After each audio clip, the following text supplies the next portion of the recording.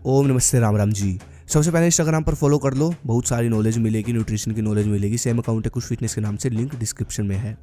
ये पिक तो आपने कभी ना कभी यूट्यूब पर या फिर गूगल पर देखी होगी। इसमें देखो किस प्रकार से दिखाया गया है कि किस तरह सतयुग से आते आते इंसान कलयुग तक कैसा हो गया। इंसान की बॉडी भी खत्म हो गई, बुद्धि भी खत्म होती जा रही है, उम्र भी कम होती जा रही है।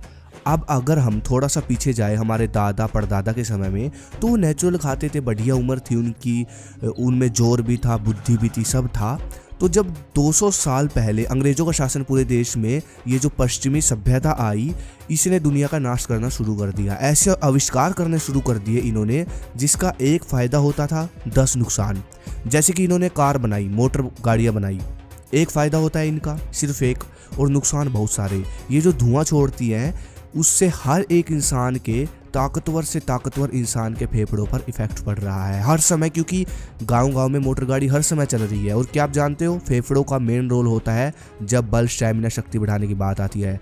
तो सबसे पहले ताकत और स्टैमिना तो यहीं से ख़त्म होता जा रहा है। लेकिन हमारे देश में रथ घोड़े होते थे, है ना, जिनका कोई प्रदूषण नहीं होता था, मज़ा भी आता था सवारी करने में। और भाई स्पीड भी पूरी 100 की 120 की होती थी, और ना कोई चालान, ना कोई डॉक्यूमेंट, टेंशन फ्री, आराम से।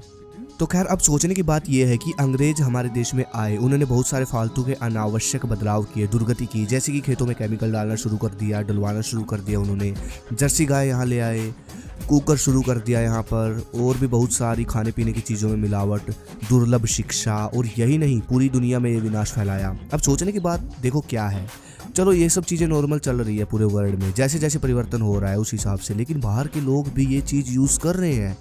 वो जी रहे हैं 80 से 100 साल, और हमारा देश जो कि आज भी प्रकृति के भंडार से भरा पड़ा है, यहाँ पर लोगों की उम्र रह गई सिर्फ 50 से भी कम। तो ये क्या हिसाब हो रहा है?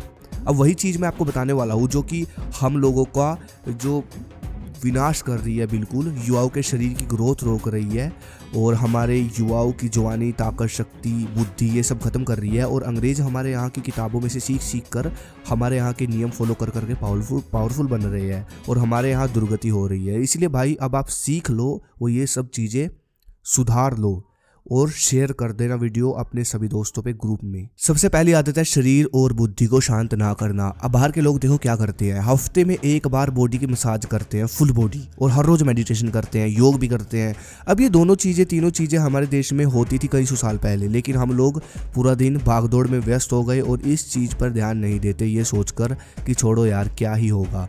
मेरे भाई जवानी में कुछ नहीं पता चलता, समझो इस पॉइंट को। इसलिए हर रोज़ ध्यान करो।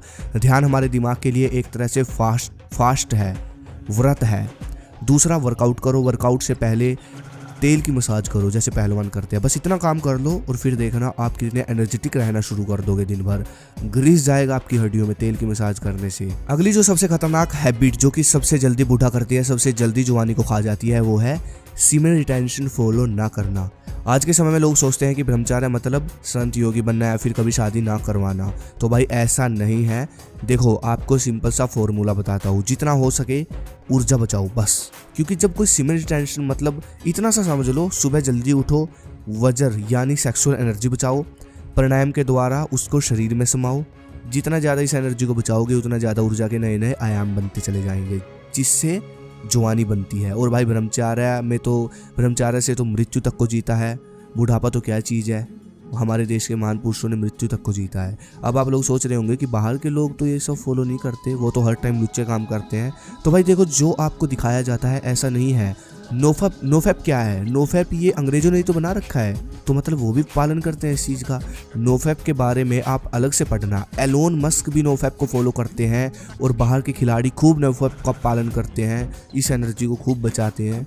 ऐसा कुछ नहीं है, ये आप लोगों को भटकाने के चीज़ें हैं। अगली जो चीज़ जो कि हमारी जवानी को खा रही है और हमको जल्दी जल्दी बुढ़ापे की तरफ लेकर जा रही है, वो है प्योर खुराक ना लेना। अब जो शहर में रह रहे हैं वो तो भाई प्योर खुराक नहीं लेते, लेकिन हद वाली बात यह है कि जो गांव में रहते हैं वो भी प्योर खुराक सही ढंग से नहीं लेते। जब हमारी बॉडी में प्योर खुराक सही से नहीं जाती तो भाई बॉडी में गलत बदलाव होते हैं, सर्विस बॉडी की नहीं होती। हमारी बॉडी का हर अंग न्यूट्रिशन मांगता है।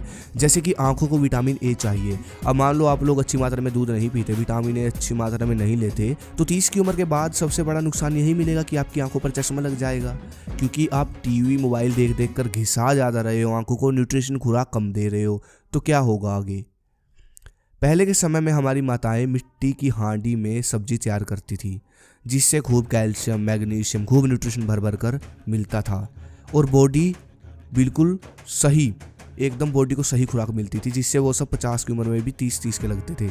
इसलिए अब खाने में दम तो नहीं रहा, इसलिए जितना हो सके भरपूर न्यूट्रिशन वाले आहार को ही ले लो, जैसे कि नट्स खाओ, ड्राई फ्रूट खाओ, सभी तरह के फ्रूट खाओ सीजन के हिसाब से, कच्चा सलाद खाओ, तब जाकर न्यूट्रिशन पूरा होगा, आपका टेस्टोस्टेरोन मर्दाना हार्मोन बढ़ेगा और यही तरीका होता है बॉडी बनाने का भी। बस नियम के अनुशासन के साथ चलो, लगातार अनुशासन के साथ चीज़ों को फॉलो करना पड़ता है।